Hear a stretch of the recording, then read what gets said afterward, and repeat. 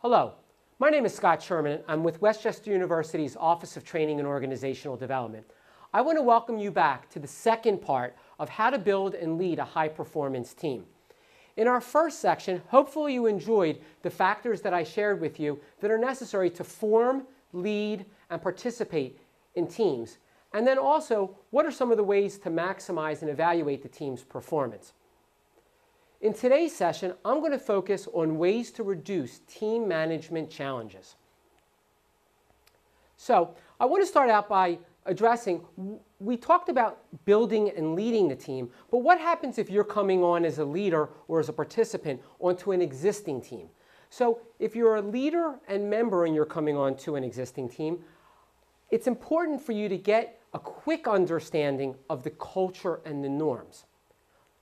Equally important, if you are the leader, it's important for you not to be afraid to revisit the team's norms and to reinforce or modify them. You need to make sure you show respect toward the outgoing leader, but this is the perfect opportunity for you to revisit it to make sure that you start to make your own mark with your new team. Also, you want to invite committee or task force members an opportunity to pursue other opportunities. So what do I mean by that? If someone's been on the team for a while, this may be an opportunity to give people an opportunity to do something different and to bring fresh perspectives onto the team. One of the challenges we often see with teams is the concept of groupthink. What is groupthink? It's the convergence of thinking around a norm that everyone in the group believes to be correct. It's usually driven by social pressures, and there's less than objectivity in what people are believing. So what are some of the symptoms? There's an illusion of invulnerability that usually prevails. The leaders are protected from contradictory evidence. So people are afraid to share with them that they think that the group is going in the wrong direction. Members will accept confirming data and reject data that fails to fit in their own view. So they make the picture face what they want it to face. Alternatives are often not considered. And individuals whose views are out of step with the majority tend to be discounted. So how do we attempt to eliminate that groupthink? First of all, we need to assure that dissent is tolerated and protected within the group. We need to make sure that different opinions are heard. Pat Lencioni, who wrote The 5 Dysfunctions of a Team, talks about this at length, where he talks about the importance of conflict, healthy conflict within the team, because that helps to avoid groupthink. Also, we want to insist on an incubation period during which time people can experiment with different options. It almost becomes a test bed for trying something new, or a pilot program. We also want to encourage that people play devil's advocate, where we appoint a respected and a qualified person to challenge the assumptions and the conclusions of the majority. What this will do is it will force other members to deal with the facts and deal with the conflicts that they're dealing with. So one of the things that we need to focus in on to make sure that we're not experiencing groupthink is to evaluate the performance along the way. So we want to evaluate that performance because that's important, because it becomes a likely predictor on the success or the failure of our group. So what are some of the ways that we can do that?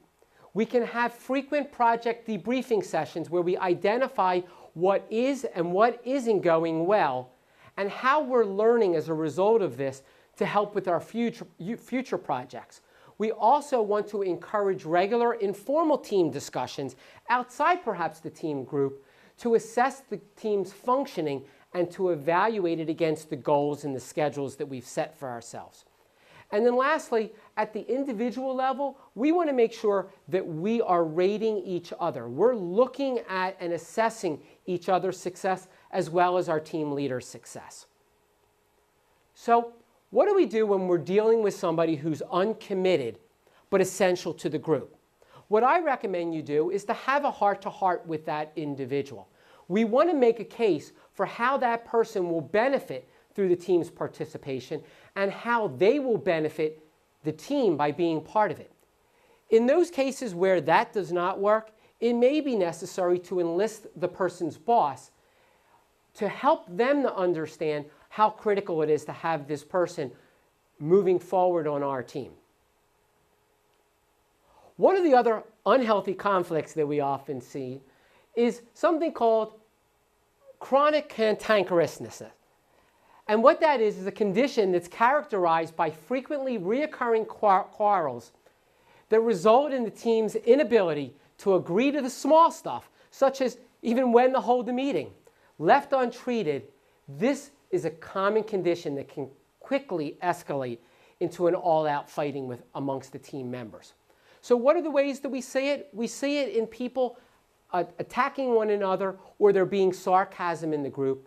We can also see it in team members shutting down, where the dialogue that is usually productive and moving the team forward tends to be argumentative. And then we have aggressive behaviors which need to be intolerant in the group. So what are the things that we can do? Step one, we need to really create a climate that makes people willing to discuss those difficult issues and those difficult behaviors. We all know about the elephant in the room or the moose on the table. It's where there's nobody who wants to acknowledge it or talk about it. But we need to make it clear that when those tough issues are aired, that we need to address them and point that moose out in the room. So instead of talking around the issues or avoiding the issues, we need to make sure that as leaders and as participants, there's that opportunity to facilitate discussion, to stop whatever you're doing and acknowledge the issue and stop the behavior that's inappropriate. You want to encourage the person who identified that moose to be more specific. We want to keep the discussion impersonal. This is not an attack on somebody's character, but dealing with the behaviors or dealing with the issues at hand. Also, if the issue involves someone's behavior, you want to encourage the person who's bringing it up to identify how that behavior is affecting him, her, or the group. And lastly, it's critical to always refer back to the group norms that have been set up. Then lastly, as you move toward closure, you want to discuss what can be done. You want to leave with some concrete suggestions for improvement. And if that subject matter is too sensitive or too heated at that moment, it may be necessary to adjourn that meeting until another specific time, or to have some other work that's done outside of the meeting to bring individuals together to address the problem. One of the other issues that we often see is the group having trouble reaching consensus, where people are holding on to their individual positions regardless of others' input. What I encourage you to do is to get input on members' key interests and needs. Discuss the consequences of not reaching that consensus and move the group toward a decision. Any decision is better than no decision. What do we do when team members are not communicating well, or the team isn't communicating well? Often we see that in terms of behaviors of interruptions or talkovers, members being excessively quiet, or problems that are hinted at without specifically being addressed. Some of the ways that you as a leader can address that are to review and create appropriate norms for what to do in those cases, to actively solicit all members' views and make sure that there's input, and to routinely ask for specifics. Without those specifics and talking in generalities, we're never going to get to the heart of the matter. What do we do when the group is not progressing the way we would like?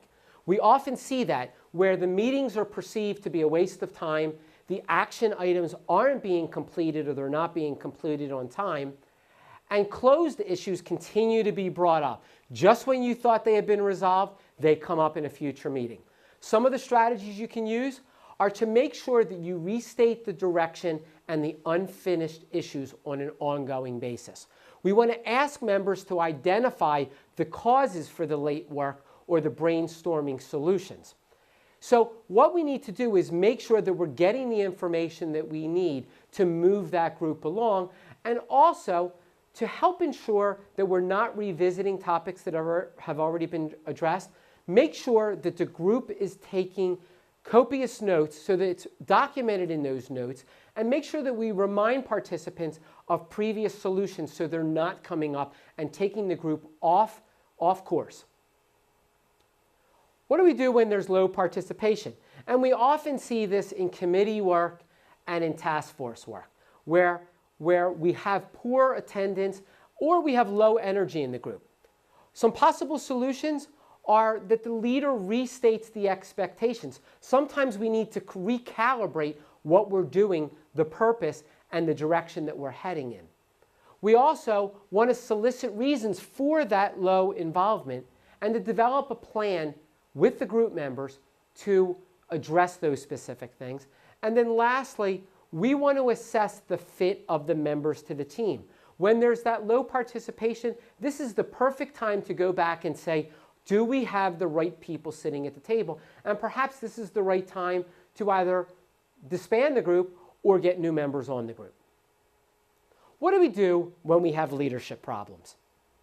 Often what we'll see is where the leader does not solicit the input or does all the work and can't get their members effectively working on the task or the project, or the leader has a lack of vision.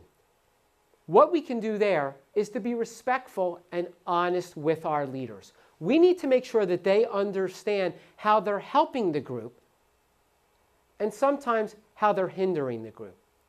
Effective leaders will often ask their teams how they're helping and how they're hindering the success. Sometimes the leader simply needs to get out of the way, and we need to look for ways to help him or her to be more successful. What it comes down to is by creating that environment where there's trust and there's honesty, it allows for there to be those tougher conversations. So, one of the other challenges that we often see is that whole decision-making process. It's absolutely critical that groups and teams understand their decision-making procedures. They need to understand, are we going to do this in a more formal way where majority rules, where by a show of hands, the most hands becomes the decision, where there's consensus and consensus building, where we try to come up with a group that the majority understands, or through the discussions, there's consensus where people get onto that new idea, where small groups decide, where we break people up into smaller groups and they come back with their decisions because of the size of the larger size of the group wouldn't allow it to happen, or that the group provides input to the leader and the leader has the ultimate say. What we want to make sure is that this gets woven into the norms of the group, or that it gets changed by the activity. So it may be that the norm of the group that we're going to use a particular method, but because of a specific activity that requires a different alternative, that then gets stated right up front. After all, this helps us to validate the team's voice and their work. Without that, we're not going to get the buy-in from the team members, and they're going to lose interest in the objective of the team. So, what I've done is I've shared with you a number of strategies for dealing when there are concerns that hurt the success and the productivity of your team. What I want you to do, as I do in all my sessions, is I want you to think about what are the things you heard in part 2 that you want to start doing as a result of this session. What are the things that you're doing that are serving your team well that you want to make sure you continue doing? And lastly, what are the things that may not be serving your team that going forward you want to adjust? I encourage you to start, stop, and continue. This will help you by looking at part 1 and at part 2 to help you to create the most productive and effective team possible. Thank you.